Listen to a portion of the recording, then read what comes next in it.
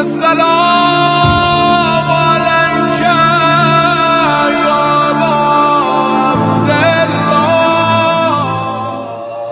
قوة إلا بالله العلي العظيم. أعوذ بالله السميع العليم من الشيطان اللعين الرجيم. حسبنا الله نعم الوكيل نعم المولى نعم النصير. رب اشرح لي صدري ويسر لي أمري واحلل عقدة من لساني يفقهوا قولي. لا إله إلا الله العظيم الحليم. لا إله إلا الله رب العرش الكريم. الحمد لله رب العالمين. والصلاة والسلام على رسول النبي المكي المدني القرشي الهاشمي التقي التهامي السيد البهي وسراج المضيء صاحب الوقار والسكينة المدفون بأرض المدينة العبد المؤيد الرسول المسدد المصطفى الأمجد المحمود الأحمد سيدنا ونبينا وشفيع ذنوبنا وحبيب قلوبنا وطبيب نفوسنا مولانا ومولى الثقلين جد الحسن والحسين أبي القاسم محمد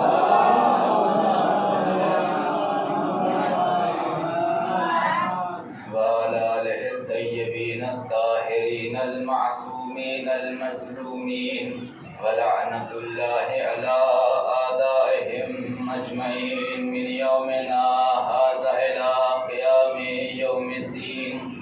أما بعد فقد قال إمام الباقر عليه الصلاة والسلام بسم الله الرحمن الرحيم إنا أعجل الثواب صلة الرحم. صلوات پڑھتے ہیں محمد.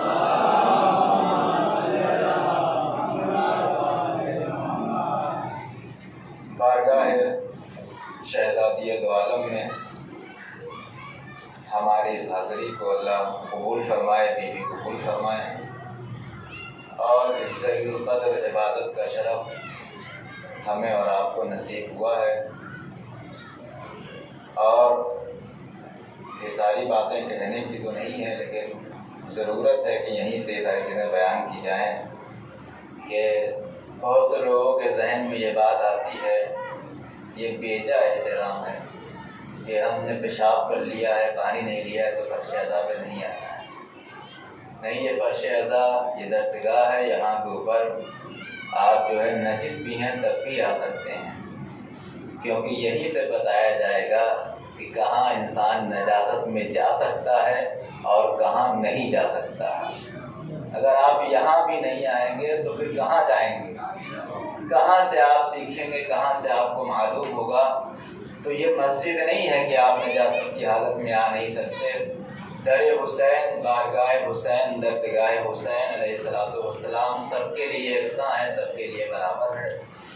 اور ہماری فکروں کے اندر، ہمارے ذہنوں کے اندر یہ خیال نہ آئے کہ یہ مجلسیں، یہ ماتم، یہ عزا ہماری جاگیر ہے. نہیں، یہ مجلس، یہ ماتم، یہ عزا خانہ ہم اس کے امانت دار ہیں، اس کے مالک نہیں ہیں. امانت دار کا کام یہ ہوتا ہے کہ جو چیز بطور امانت آپ کو دی گئی ہے اس کو اس سے بہتر عطا کیا جائے، اس میں کمی نہ ہونے پائے. یہ عزاداری، یہ مجلسیں، یہ امام بارگاہ ہمارے بزرگوں کی امانت ہے جو ہم کو ملی ہے، اور ہماری ذمہ داری ہے کہ اس امانت کو اور بہتر طریقے سے اپنے بعد والی نسلوں تک پہنچایا جائے. میں اس بات سے پوری طریقے سے واقف ہوں، جانتا ہوں، اور ایسا نہیں ہے اب میں نے مجلسیں کرنا چھوڑ دی ہیں لیکن میں نے بھی مجلسیں کی ہیں صبح سے لے کر کے شام تک، شام سے لے کر کے صبح تک، یعنی ایک زمانہ تھا کہ 24 گھنٹے مجلسیں میں بھی کرتا تھا۔ آج حالات کچھ نہیں ہے کہ ہر جگہ مجلس پڑھنا ہوتا ہے تو ظاہر سی بات ہے اس کے لیے وقت نکالنا پڑتا ہے، لیکن اس کا مطلب یہ نہیں ہے کہ آپ مجلسیں کر رہے ہیں، اتنی محنت سے آپ اپنے گھر سے آئے ہیں، باہر بیٹھے ہوئے دھوپ کے اندر، نہ کہیں پنکھے کا اہتمام ہے، عزا خانے میں اتنا اہتمام صاحب عزا خانہ کرتا ہے تاکہ زائرین کو، مجلس سننے والے کو تکلیف نہ ہو، لائٹ نہیں ہے، جنریٹر کا اہتمام کیا گیا ہے تاکہ پنکھا چلتا رہے، مومنین کو آرام ملتا ہے۔ اس کے بعد بھی اگر ہم امام بارگاہ کو چھوڑ کر ایک پیڑ کی چھاؤں میں بیٹھے ہیں، تو میں ایک جگہ تھا تو میں نے وہاں کہا کہ وہاں لوگ مسجد میں نماز پڑھنے نہیں آتے تھے، امام بارگاہ سے نماز پڑھنے نہیں آتے تھے، اور سارے لوگ ایک ہاسپٹل کے پاس بیٹھے رہا کرتے تھے۔ تو میں نے ایک دن جا کے وہاں کہا اگر آپ لوگ کہیں تو میں یہی نماز پڑھانا شروع کر دوں گا۔ تو اگر باہر زیادہ آرام مل رہا ہے تو کل سے ممبر ایک کرسی باہر ہی لگا دی جائے، وہیں بچھا کر کے مجلس شروع کی جائے۔ بھائی جہاں زیادہ لوگوں کو سہولت ہے، ہمارا تو کام یہ ہے کہ جہاں زیادہ لوگ آ سکے وہاں اہتمام کیا جائے۔ اگر یہ پنکھا، یہ لائٹ، یہ اہتمام نہیں کسی قابل ہے تو کل سے ذیشان بھائی سے میں کہہ دوں گا بھائی آپ باہر ہی بچھا دیجیے، کم سے کم باہر والوں کو تو اندر آنے کی زحمت نہیں کرنی پڑے گی، وہیں بیٹھے بیٹھے سن لیا کریں گے صلوات پڑھ دے اور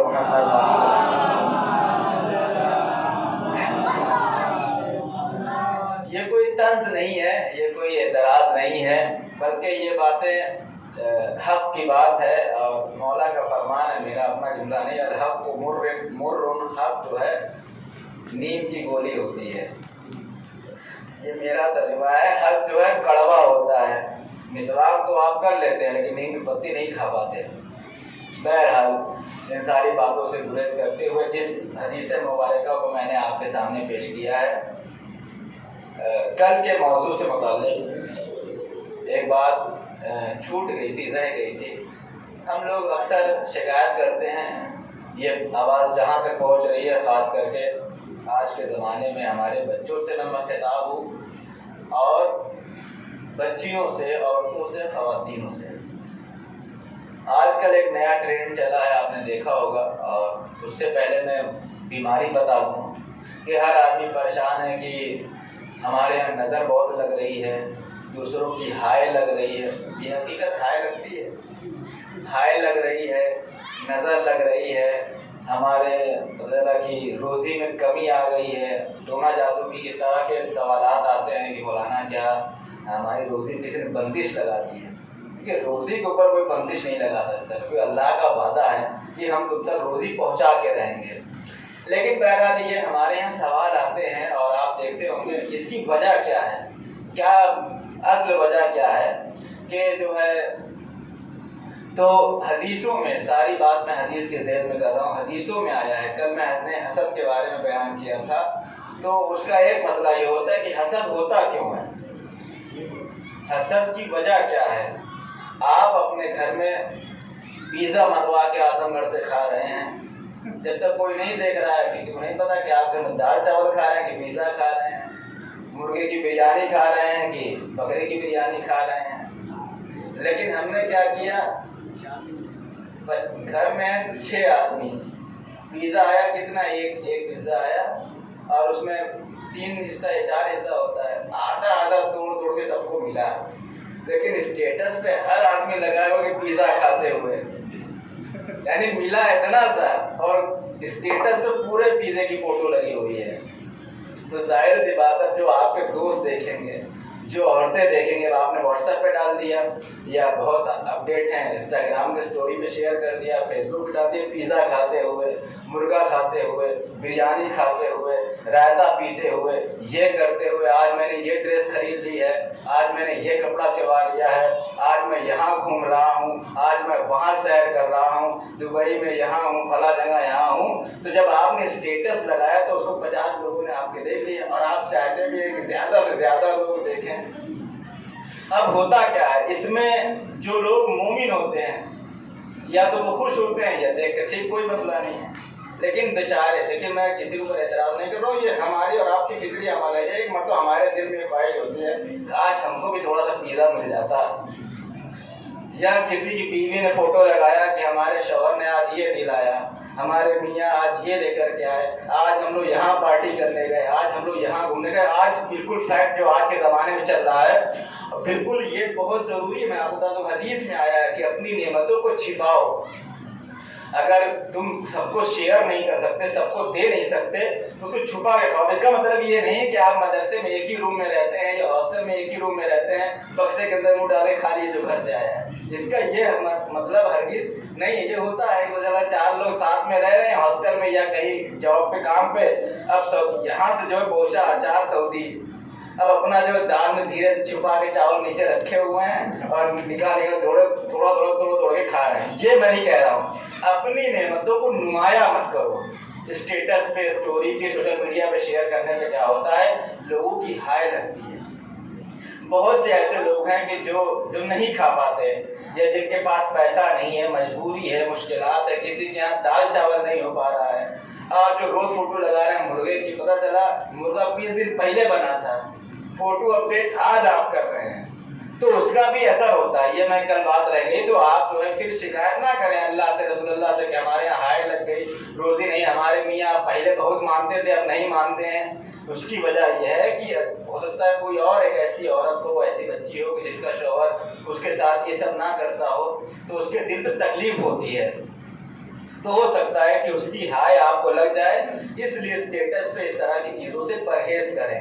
اپنی نعمت کی اب آپ اگر آپ مل بانٹ دکھائیں بہت اچھی بات ہے، لیکن یہ کہ پڑوس میں آپ مرغا بنا کھا رہے ہیں اور بغل میں آپ نے ایک کٹورا سالن پہنچایا بھی نہیں، ایک پیالہ سالن پہنچایا بھی نہیں۔ صلوات پڑھتے ہیں محمد وعلیہ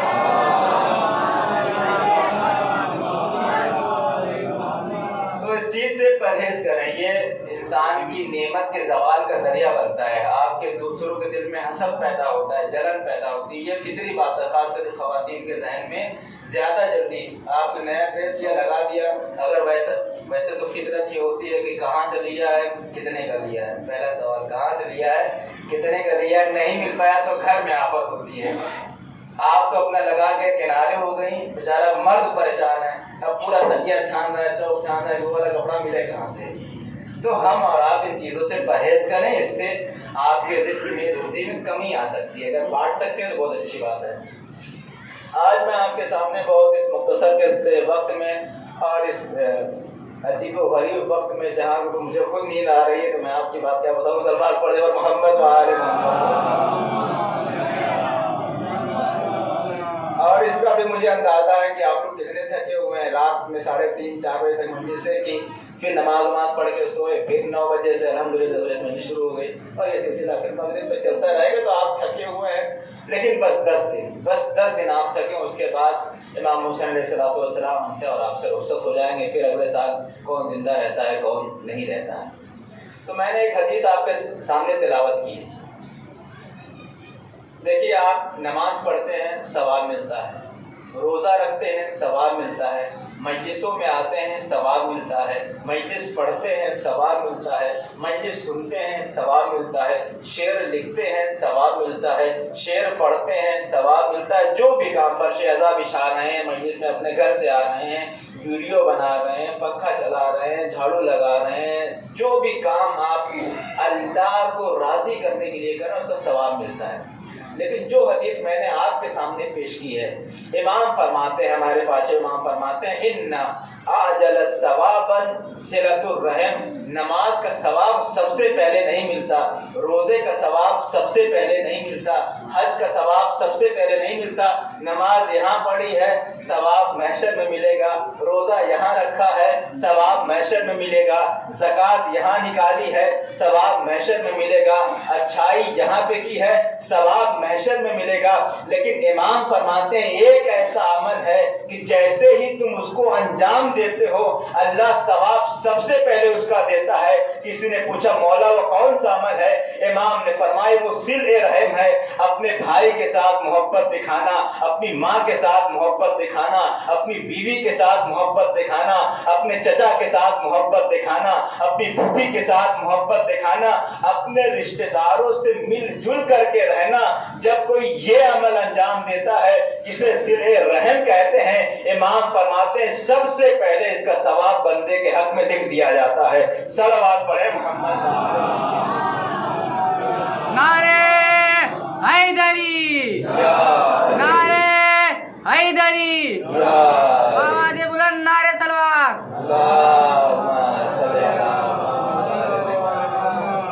دیکھیے فضائل تو آپ دن بھر سن رہے ہیں، اور آپ کو میرا فضائل سننا تو آپ رات میں آ جائیے، رات میں بھی فضائل پڑھتا ہوں۔ اس ٹائم تھوڑا سا جو ہے تبلیغی مجلس جو بہت کم پڑھی جاتی ہے، بہت کم پسند کی جاتی ہے۔ بہرحال میں آپ کے سامنے کچھ اس طرح کی باتیں جو کوشش عام طور سے نہیں بیان کی جاتی، صلہ رحم، اور یہ بہت ضروری ہے۔ صلہ رحم کا مطلب، صلے کے معنی ہوتے ہیں جوڑنے کے، رحمت عظمت کے معنی لاؤ، سب سے زیادہ جو صلے کے معنی ہوتے ہیں جوڑنے کے۔ رحم کا مطلب کیا ہوتا ہے؟ رحم کہتے ہیں عورت کے جسم کا وہ حصہ جہاں کے اوپر بچہ پلتا ہے۔ اسی لیے آپ نے زیارت وارثہ میں دیکھا ہوگا کہ امام فرماتے ہیں کہ آپ جو ہے، امام کے بارے میں چھٹے امام نے فرمایا کہ آپ پاک سلبوں سے اور مطہر رحموں سے ہو کر کے آئے۔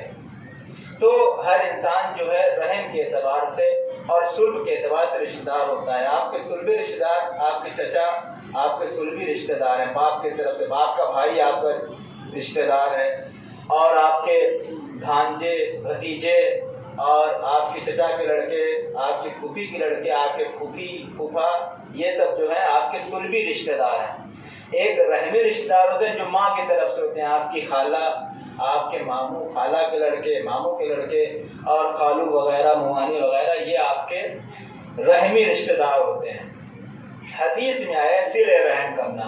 سب سے زیادہ جو آج کل آپ دیکھیے جو عمر کی کمی واقع ہوئی ہے، آج کے زمانے میں آپ 50 سال پہلے چلے جائیے، آج کے ہمارے ٹائم پہ کوئی آپ کو اتنا بڑا مجمع بوڑھا انسان کوئی یہاں پہ بیٹھا نہیں ہوا ہے، ایک ہمارے چچا تھوڑا سا ہے، باقی یہ ہے کہ ان کے علاوہ آپ کو، یا اس طرح کے لوگ، یہ بھی بہت زیادہ ان کی عمر مجھے نہیں پتا ہے کہ کتنی عمر ہے، لیکن ایک جو ہے میکسیمم عمر ہونی چاہیے ایک انسان کی، کم سے کم 60 70 80 90 تک پہنچنا چاہیے۔ لیکن آج کے زمانے میں 90% لوگ جو ہے 60 65 میں چلے جاتے ہیں۔ تو ہم کہتے ہیں کہ نہیں، اب پہلے کا دودھ اچھا تھا، اب کے دودھ میں ملاوٹ ہے، پہلے کا گیہوں اچھا تھا، اب کے آٹے میں ملاوٹ ہے، پہلے کے چاول اچھے ہوتے تھے، اب جو اس میں نہ جانے کون سی کھاد ڈالی جا رہی، یہ وجہ بیان کی جاتی ہے۔ پھل سب سمی ہو گئے ہیں، زہریلے ہو گئے ہیں۔ لیکن سب سے بڑی وجہ میں آپ کو بتا دوں، سب سے بڑی وجہ جو عمر کی کم ہونے کی ہے وہ قطع رحم ہے۔ آپ دیکھیے، آپ غور کریے گا، آپ اپنے گھر میں جاتے ہیں، آپ دیکھتے ہیں پہلے زمانے میں کیا ہوتا تھا کہ سارے بھائی ایک جگہ مل کر کھانا کھاتے تھے، سارے بھتیجے بھانجے جو آپس میں کزنس ہوتے ہیں یا رشتہ دار ہوتے ہیں، ماموں صاحب، خالہ صاحب، چچا صاحب، سب ایک ساتھ دسترخوان لگتا تھا، مرد کھاتے تھے، پھر عورتیں کھاتی تھیں۔ وہ ایک الگ میٹر میں، اس میں نہیں کہ عورتوں کے ساتھ ظلم ہوتا تھا، سارا مرد کھانا کھا جاتا، مرد جو ہے سارا کھانا کھا جاتا، عورتوں کو کچھ نہیں ملتا تھا۔ وہ والی بات میں نہیں کر رہا ہوں، مولانا جو عورتوں کے خلاف بول رہے ہیں، نہیں، میں یہ کہنا چاہ رہا ہوں کہ ایک دسترخوان پہ بیٹھنا، آج فیملی کا مطلب کیا ہے؟ ہم، ہماری بیوی اور ہمارا بچہ، بس یہی فیملی ہے۔ پچھلے زمانے میں جائیے، فیملی کا مطلب یہ ہے کہ ہم، ہمارا بھائی، ہماری بہن، ہمارے بچے، ہمارے ماں، ہمارے باپ۔ تو ایک سلوات پڑھ لیجیے محمد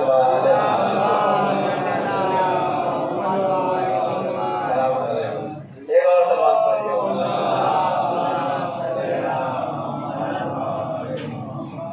ایک اور مل کے عظمت محمد والے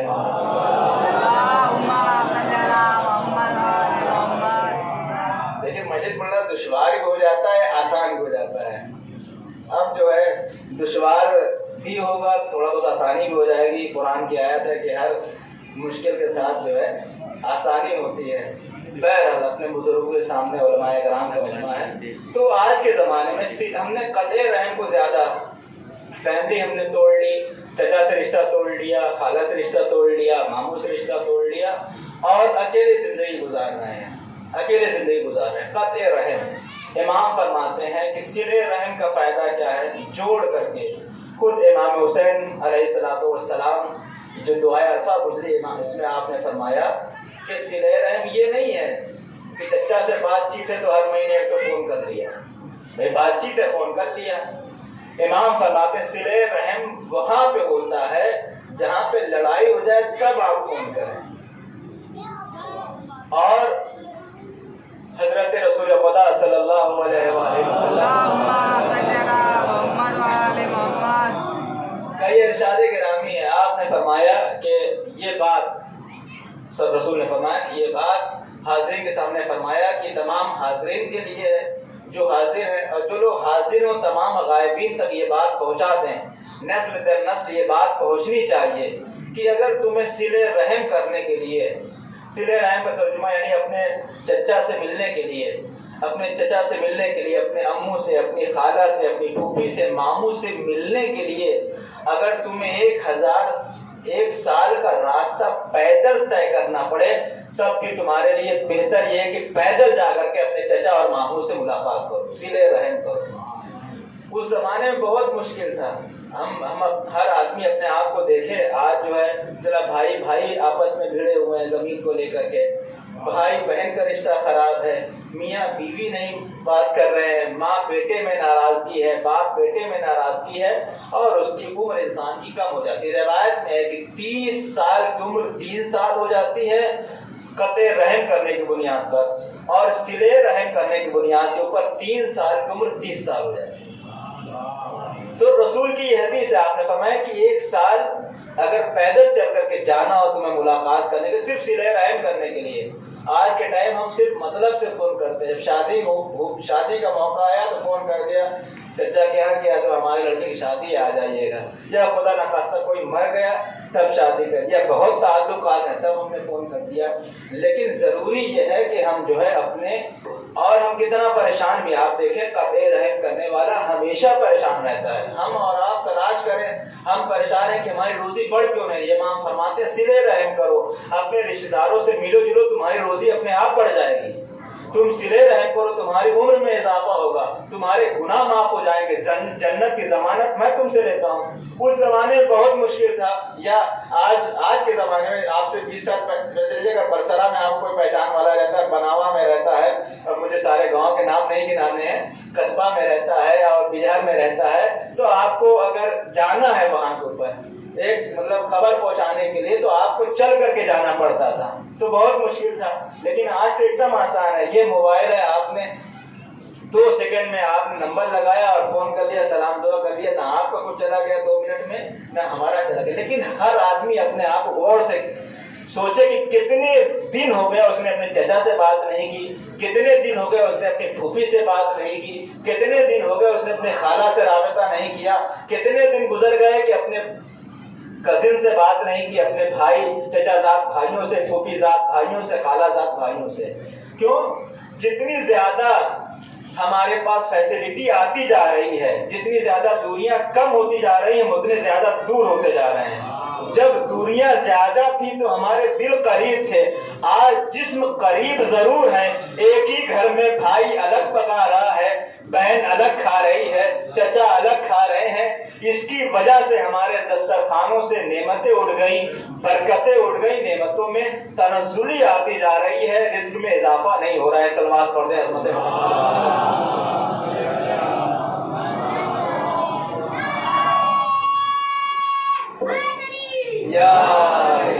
عزیزان محترم. صلہ رحم بہت ضروری ہے. ہو سکتا ہے کہ آپ کو یہ بات سلا رہی ہوں، لیکن یہ ساری چیزیں ضروری ہیں. اگر ایک آدمی بھی اس کے اوپر عمل کر لے گا، آج ہی آپ چاہیے کم سے کم پھوپھی سے نہ جانے کتنے زمانے سے ایک حصہ زمین کی لڑائی ہو گئی اور جو ہے بات چیت بند ہے.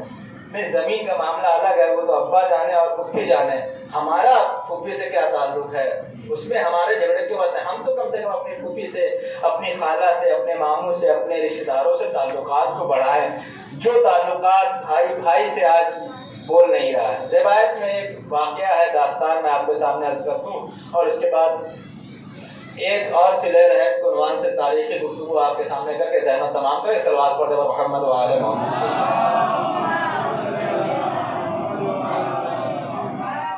روایت میں ہے سعد بن معاذ جو صحابی پیغمبر تھے، آپ اندازہ لگائیں. اور بہرحال ہوں تو اسی گاؤں کا، لیکن کسی گھر کے حالات کے بارے میں مجھے پتہ نہیں، اس لیے کوئی اپنے اوپر نہیں لے گا. یہ بھی بڑا مسئلہ ہے کہ پتہ چلا بڑا تو کسی نے کہا ہمارے اوپر بڑھانا پڑ کے چلے گئے. اس لیے پچھلے 4-5 سال سے میں بھی غائب ہوں، اس لیے کسی گھر کے حالات کے بارے میں مجھے پتا نہیں ہے۔ اب یہ واقعہ بھی رسول اللہ کے زمانے مولانا سے پوچھ لیجیے، میں نے گڑھا نہیں ہے، صحابی بھی ہیں، واقعہ ایسا گزرا ہے سعد بن معاذ کا۔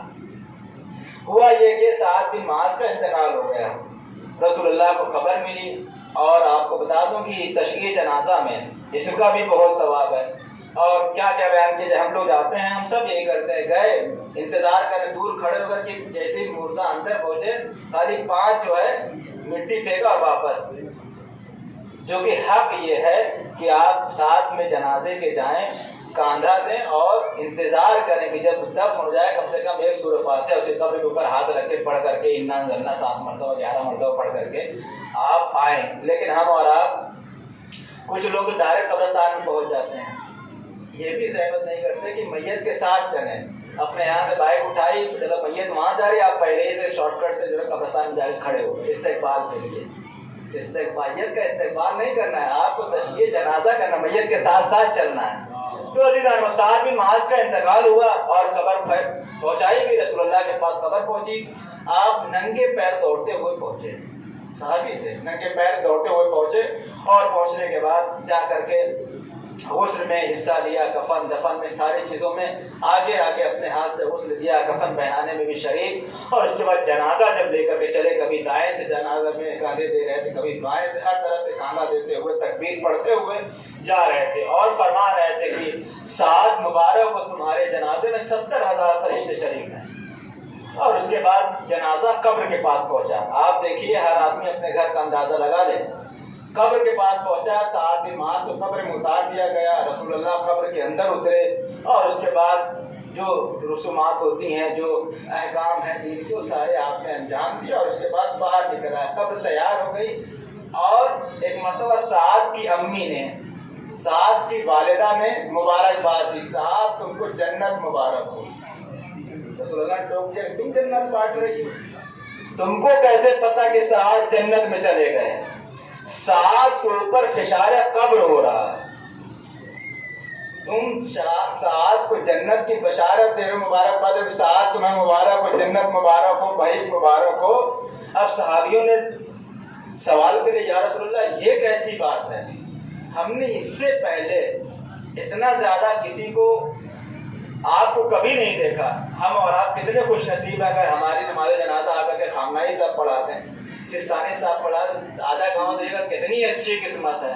ارے 10 مولانا اگر کسی کے جنازے میں آ جاتے ہیں تو ہم اتنی بڑے بہت کچھ تو کام کیا ہوا، تبھی تو 15 مولانا آ گئے، کسی کیا 1 مولانا نہیں تھے، کسی کے 15 مولانا، اور کسی کے جنازے میں اگر سستانی صاحب آ کے نماز پڑھا دیں، کوئی مرجع پڑھا دے تو ہم تو خوش ہو جاتے ہیں، بھائی پکا یہ جنت میں جانے والا ہے۔ اب سستانی اور خامنائی صاحب کو چھوڑ دیجیے، اگر کسی کی جنازے میں رسول شریک ہو، فرشتے شریک ہو، ملائکہ شریک ہو، تو اس کی عظمت سمجھیے۔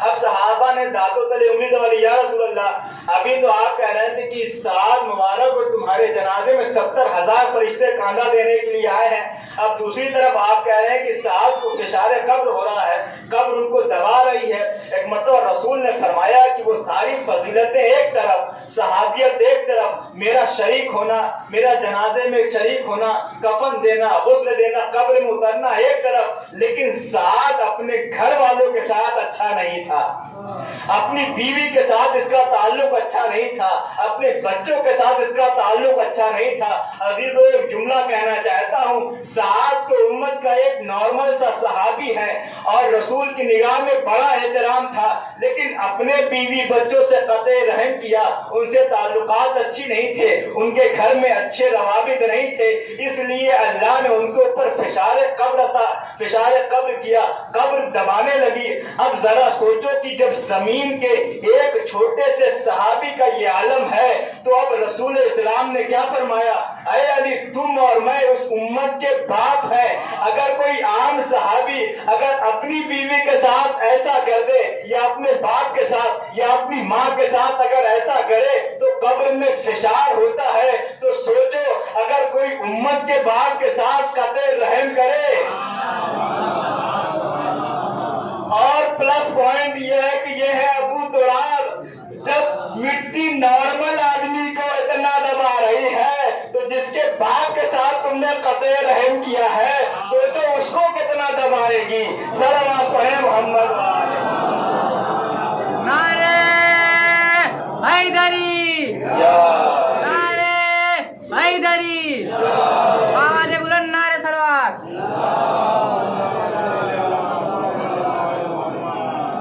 عزیزان محترمات، آپ سوچئے کہ جب ہر آدمی، یہ صحابی رسول کا واقعہ جن کے جنازے میں فرشتے شریک ہیں، رسول شریک ہیں، اگر وہ بھی اپنے بیوی بچوں کے ساتھ ان کا اخلاق اچھا نہیں ہے تو چلو مولانا صاحب باہر سب کو سلام جھکتے ہوئے سلام کرتے پھر رہے ہیں، ہاتھ ملا رہے ہیں، گلے لگا رہے ہیں، اور گھر میں جاتے تو ان سے بد اخلاق کوئی نہیں ہے. ساری دنیا کے لیے اچھے ہیں، اپنی بیوی کے لیے، اپنے بچوں کے لیے، اپنی ماں کے لیے اچھے نہیں ہیں. ہمارے معاشرے میں ہیں ایسے لوگ. ہر آدمی اپنا اندازہ لگا لے کہ باہر ہم لوگوں سے کیسے ملتے ہیں، اپنے گھر میں نہیں. اسلام تو یہی کہتا ہے جیسے آپ گھر میں ہیں ویسے ہی باہر رہیں. تعلقات بہت ضروری ہے، یہ انسان کے رزق میں، دولت میں سب کچھ اضافہ کرتا ہے. اور جیسے ہی آپ نے قطع رحم کیا. ایک نقطہ اور تھا لیکن کیونکہ وقت آدھا گھنٹہ ہو چکا ہے اور مسائل بھی پڑھنا ہے، وہ انشاءاللہ کل اس تھوڑا سا آپ کے سامنے عرض کروں گا. موضوع بہت خوش ہے، اس کو تھوڑا بہت پانی وانی ملا کر کے میں کوشش کر رہا ہوں گیلا کر دوں. ایک سلوات پڑھنے پر محمد وآل محمد. تو قطع رحم کرنے والا، جب آپ قطع رحم کرتے ہیں، امام فرماتے ہیں انسان کی عمر کم ہو جاتی ہے، بستیاں اجڑ جاتی ہیں. آج جو وہ غذا کا اتنا اثر نہیں ہے کہ ہمارے جو ہے عمر کم ہوتی جا رہی ہے. ہم نے تعلقات ختم کر دیے. ہم پڑوس میں رہتے ہیں لیکن کبھی اپنے پڑوسی کو سلام نہیں کرتے. ایک ہی گھر میں رہتے ہیں، امی سے کٹ کر کے نکلتے ہیں، بھائی سے ایک ہی گھر میں دیوار کھینچ دی ہم نے، بھائی الگ ہیں، چچا الگ ہیں، ماموں الگ ہیں، خالہ الگ ہیں. نہیں، دیوار فاصلہ نہیں ہو سکتی، دل ہمارے ملنے چاہیے انسان محترم. اور ہم نے دیکھا کتنی زیادہ صلہ رحم کا اسلام نے اہتمام کیا تاکہ ایک خانوادہ رہے، ہم سب مل جل کر کے رہیں. عزیزان محترم، لیکن صلہ رحم کا کتنا زیادہ بدلہ لیا گیا. وہ رسول جو دوسروں کے لیے اتنا فرماتا تھا کہ اپنے یہاں تک کہ یہ بھی بیان کیا گیا، کسی نے امام سے پوچھا مولا میرے ماں باپ مسلمان نہیں ہیں، میرے رشتہ دار مسلمان ہیں، کیا ان سے بھی صلہ رحم ضروری ہے؟ امام نے فرمایا کوئی چیز باعث قطع رحم نہیں ہوتی. تمہارا باپ اگر تمہارے دین پہ نہیں ہے تب بھی تمہارے اوپر واجب ہے تم اس کا احترام کرو. ایسو گوارو، آج محرم کی 2 تاریخ ہو گئی. وہی امام صادق، وہی امام باقر جنہوں نے دنیا کو صلہ رحم کا درس دیا. لیکن آپ کربلا کے میدان میں دیکھے کوئی غیر مذہب کے لوگ ہوتے اور شہید کرتے تو سمجھ میں آتا کہ چلو وہ لوگ نادان تھے، جانتے نہیں تھے، اس لیے حسین کو شہید کر دیا. لیکن کربلا کے میدان میں بہت سارے صحابی بھی موجود تھے، بہت سارے صحابہ کے بچے بھی موجود تھے.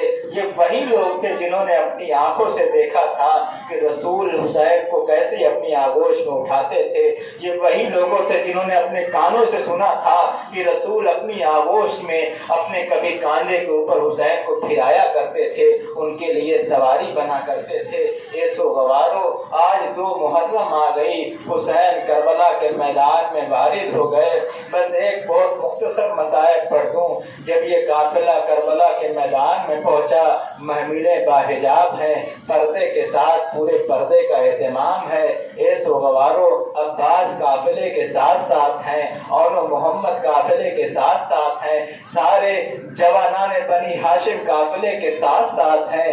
ایسو گوارو، یہ قافلہ جو 28 رجب کو مدینے سے چلا تھا، حسین جب نکل رہے تھے تو نانا کے قبر پہ آ کر کے آواز دی، نانا حسین جا رہا ہے، اے اماں حسین جا رہا ہے. آج کربلا آباد ہو گئی، مدینہ ویران ہو گیا، بقی اجڑ گئی. زہرا نے بقی کو چھوڑ دیا تھا اس دن سے جس دن سے حسین نے مدینہ چھوڑا تھا. ایسو گوارو، بس راستے کا ایک واقعہ آپ کے سامنے عرض کر دوں. روایت کہتی ہے کہ جب یہ قافلہ چل رہا تھا، یہ محملیں چل رہی تھیں، ایک دن جناب زینب نے مولا حسین کو قریب بلایا، اے بھیا حسین، کئی دن ہو گئے مجھے غازی عباس کہیں نظر نہیں آتا، میرا عباس کہیں دکھائی نہیں دیتا، عباس کہاں ہے؟ کہہ دو بہن سے ملاقات کر لے، بہن کا دل گھبرا رہا ہے، کیونکہ عباس سے بہت انسیت تھی۔ حسین نے جملہ کہا، اے بہن زینب، عباس تو قافلے سے بہت آگے آگے چل رہا ہے، میرا بھائی قافلے سے آگے آگے چل رہا ہے۔ زینب نے کہا، اے بھیا، یہ عباس قافلے سے آگے آگے کیوں چل رہے ہیں؟ حسین نے آواز دی، اے بہن زینب، میرا بھائی قافلے سے آگے آگے اس لیے چل رہا ہے، جتنے بھی بازار پڑتے ہیں میرا بھائی آواز دیتا ہے، بازار والوں اپنی دکانوں کو بند کر لو، اپنے پردوں کو گرا لو، یا کم سے کم بازار میں جتنے لوگ ہیں اپنی اپنی نظروں کو جھکا لو، کیونکہ اس راستے سے علی کی بیٹیاں آنے والی ہیں، اس راستے سے زینب ام کلثوم آنے والی ہے، علی کی شہزادیاں آنے والی ہیں۔ نہیں سوگوارو، عباس نے یہ درس علی سے سیکھا تھا، جب علی حاکم بن کر کے کوفے میں آئے تھے تو آپ نے کہا تھا، اے حسن اور حسین، زینب کے قافلے کو شام تک روکے رہنا، جب رات ہو جائے تب میری بچیوں کو کوفے میں لے آنا۔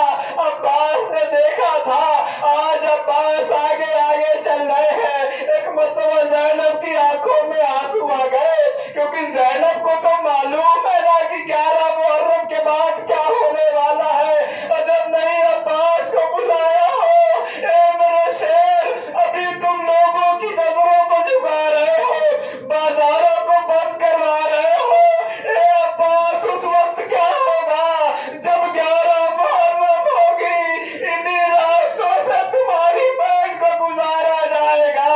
شاید یہی وجہ تھی جب عباس علیہ السلام کے سر کو نوکے نیزہ پہ بلند کیا جاتا تھا، سر زمین پہ گر جاتا تھا، کیسے سر نوکے نیزہ پہ بلند ہوتا؟ ارے سر عباس آواز دے گا، میں کیسے دیکھوں اپنی شہزادی کے سر کو، ان کے سر کے اوپر چادر نہیں ہے۔ زینب نے مرثیہ پڑھا، اے بھیا عباس، جس شان سے لائے تھے آج زینب کے سر پہ چادر نہیں ہے، شرابیوں کا مجمع ہے، بے اغیاروں کا مجمع ہے، اغیار تانا دے رہے ہیں، سیعلم الذین ظلموا ایام الفریقین، انا للہ و انا الیہ راجعون۔